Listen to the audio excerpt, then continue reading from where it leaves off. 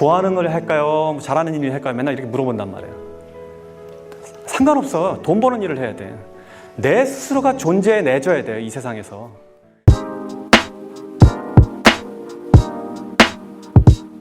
여러분 안녕하세요. 지적인 투자마인드 지투입니다. 영상의 첫 부분에서 돈 버는 일을 해야 한다고 강조했던 사람 누구인지 알고 있나요? 네, 맞습니다. 세계 최고의 도시락 프랜차이즈 스노우폭스의 CEO 김승호 회장이죠. 돈에 대해 그리고 돈 버는 방법에 관심이 있는 분이라면 책이나 수많은 영상을 통해서 김승호 회장을 접해봤을 텐데요.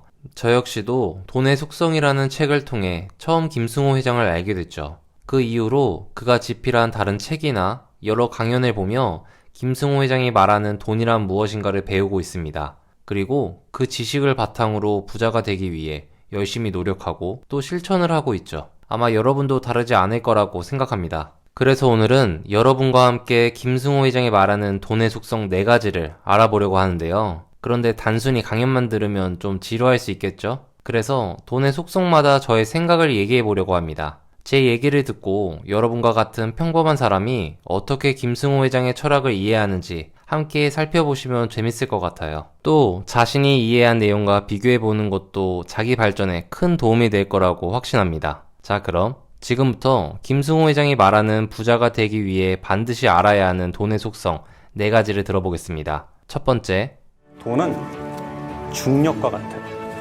그래서 돈도 똑같아요. 중력이, 즉 돈이 많으면 많을수록 다른 돈을 끌어들이고 그 돈의 무게감이 크면 클수록 다른 돈을 끌어들이는 힘을 갖고 있어요. 내가 지금 10억을 벌고 싶다. 10억을 목표를 세웠어요. 그럼 매 1억을 지금 모아간다고 가정을 해요. 열심히 일하고 혹은 사업을 해서 1억을 모았어요. 그럼 그 다음 또 1억을 모으고 1억을 모으고 이렇게 해서 계속 10억까지 갈 거 아니에요. 근데 이제 보통 사람들이 생각하는 돈의 개념은 첫 번째 1억을 모을 때 이 1억을 모으기 위해서 들어간 노력의 총합이 예를 들면 100이라고 가정을 합시다. 그럼 두 번째 1억을 모을 때 또 100이 들고 세 번째 1억을 모을 때 또 100이 들고 해서 전체 1000이 들어가야지 10억을 모은다고 이해를 해요. 통상적으로. 근데 그렇지가 않아요. 돈은 중력이 있기 때문에. 그래서 돈은 처음에 1억을 모을 때 100의 노력이 들어갔지만 두 번째 1억을 모을 때는 90이 들어갈 수 있어요. 그 다음에 세 번째 1억을 모을 때는 80이 들어가요. 같은 방식으로 계속 이어지다 보면 나머지 9번째, 10번째에서는 10의 노력도 안 들어도 돈이 느는 거예요. 이게 돈이 갖고 있는 중력의 힘이에요. 그러면 이거를 숫자로 계산하면 제 느낌은 어떠냐면 1, 2, 3, 4, 5, 6, 7, 8, 9, 10 이렇게 돈이 늘어나는 게 아니라 1, 2, 4, 8 순식간에 10 이렇게 되는 거예요. 그러니까 그렇게 돈이 늘어나는 거예요. 청년들 중에 보면 막 100억, 1000억 이런 소리 하잖아요. 그럼 그게 굉장히 큰 돈 같지만 실제로 1억, 2억 하는 순서로 따지면 한 7번, 8번 대곱하기 하면 거기까지 가는 거예요. 그리고 사업도 실제로 그렇게 커져요. 제가 매장 하나를 가지고 매장 300개 열 때까지는 몇 년이 걸렸는데 그 다음 300개는 언제 했는지도 몰라요. 원래 순서가 그렇게 돼요. 그 자체가 힘을 갖고 있기 때문에. 자, 그래서 돈은 중력과 같다라고 이해를 하셔야 돼요. 돈은 중력과 같다. 여러분은 어떻게 들으셨나요? 돈이 돈을 끌어당긴다. 이 말은 확실히 맞는 것 같아요. 특히 자산이 쌓이는 속도를 표현한 부분이 아주 인상적이었는데요. 그가 말하는 1억, 2억, 이런 억 단위는 아직 경험해보지 못해 말씀드리기 어렵지만 1000만원, 2000만원 이렇게 돈을 모았을 때를 생각하면 확실히 어떤 느낌인지 알 것 같아요. 저 같은 경우에는 1억을 모을 때까지는 별다른 재테크 없이 저축만을 했었는데요. 연봉이 인상되면서 저축할 수 있는 금액이 커진 이유도 있겠지만 뭔가 그것과는 별개로 모아둔 돈이 점점 커질수록 늘어나는 속도가 더 빨라지는 것을 느꼈었죠. 생각해보면 마음가짐의 차이가 아닐까 합니다. 돈이 쌓일수록 재미도 생기고 스스로에 대한 뿌듯함에 더 열심히 저축을 했었던 기억이 나는데요. 여러분들은 어떻게 들으셨을지 궁금합니다. 그럼 다음 돈의 속성도 함께 알아보죠. 두 번째, 돈은 인격체예요. 인격체라는 말은 이제 person, 인격이라는 말인데 인격체라는 거는 스스로 존재하고 생각하고 개별적 실체를 가지는 것을 인격체라고 그래요. 무슨 소리야?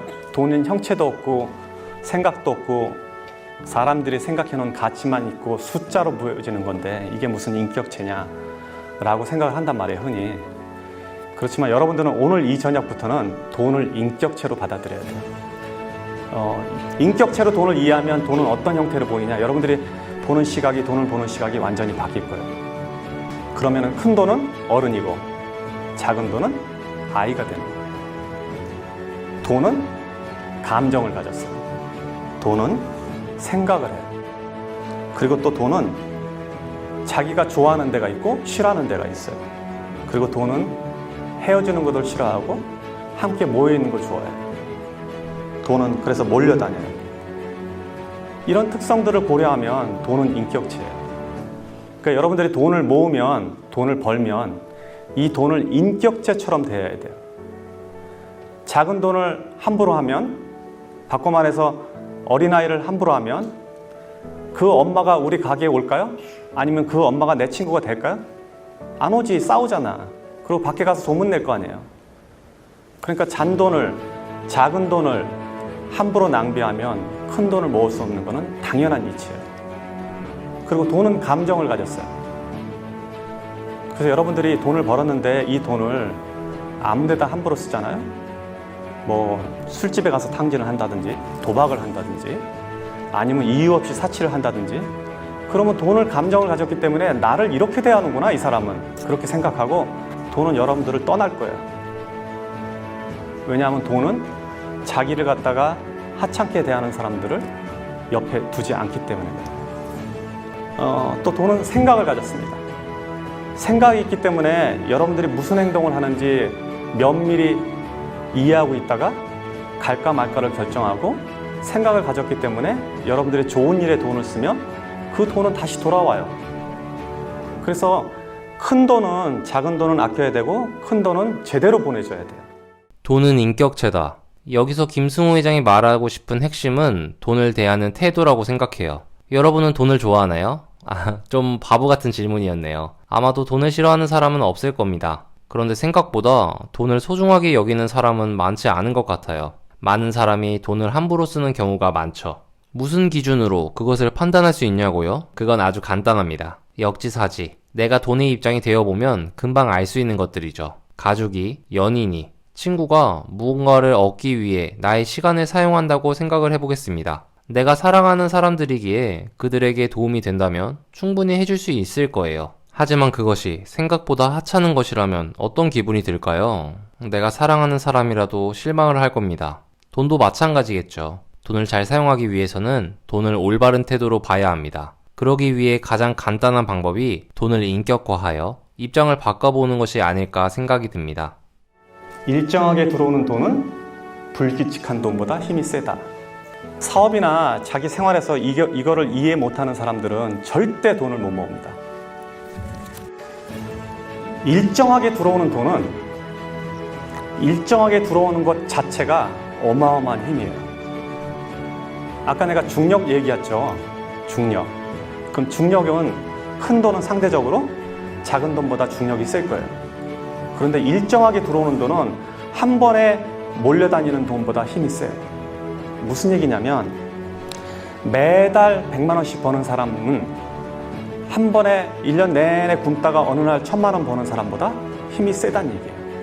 매출이 주말에 500만 원 오르는 거 아무 의미 없어요. 매일 100만 원 오르는 게 더 좋은 거예요.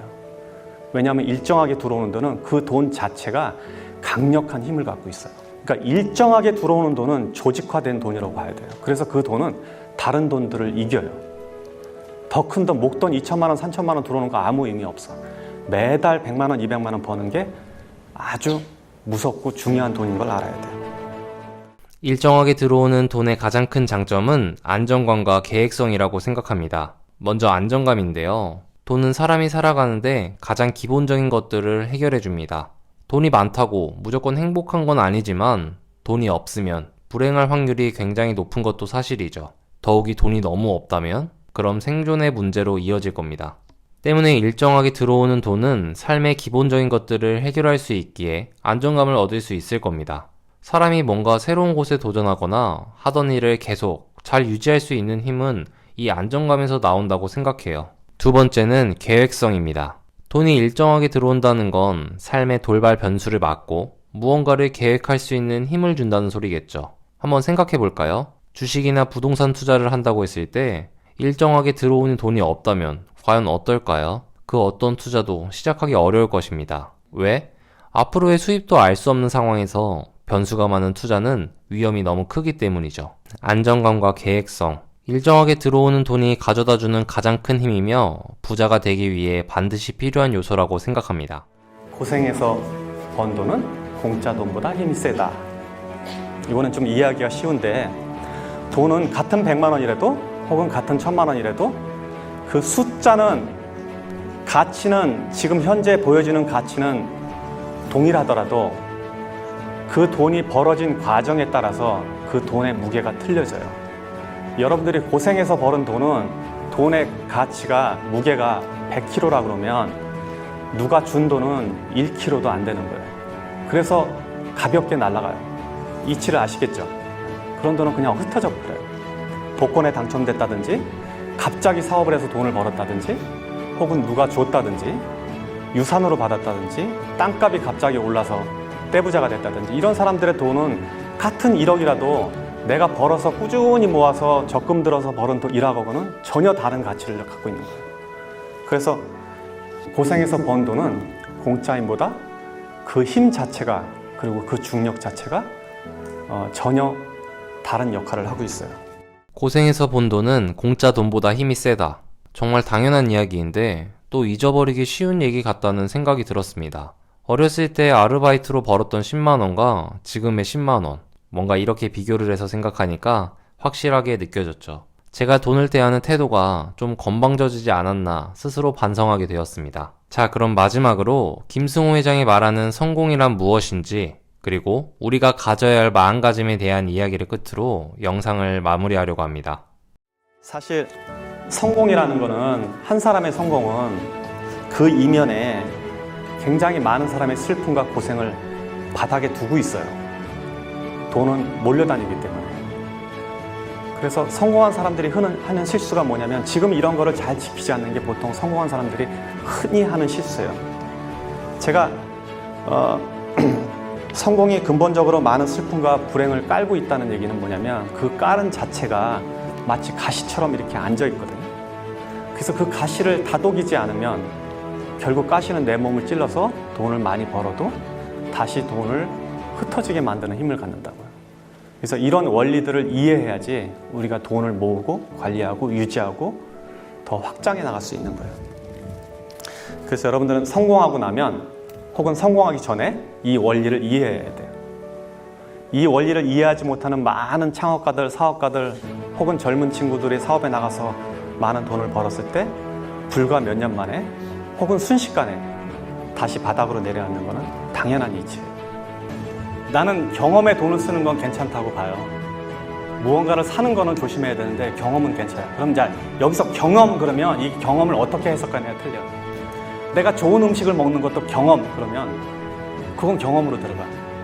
그러니까 본인이 경험이라고 우기는 게 진짜 경험인지를 한번 점검해야 돼요.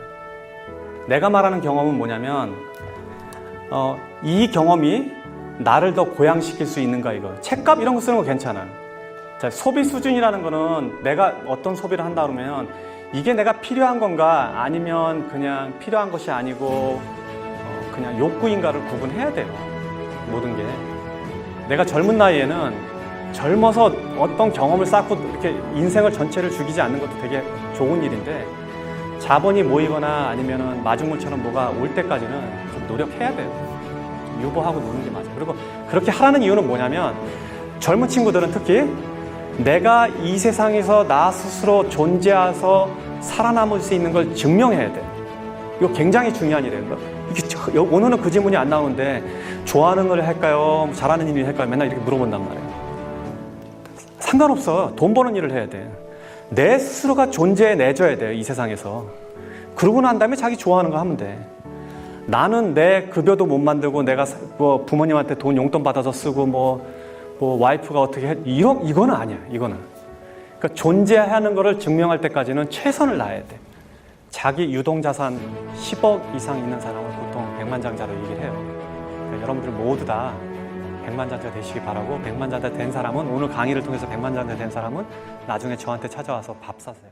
다음에도 여러분의 지적인 투자 마인드에 도움이 되는 이야기를 갖고 찾아오도록 하겠습니다. 지금까지 긴 이야기 들어주셔서 감사합니다. 내용이 좋았다면 구독과 좋아요 부탁드립니다. 오늘도 즐거운 하루 보내세요. 감사합니다. I know you told your friend you're not okay, and tell me what's wrong and why you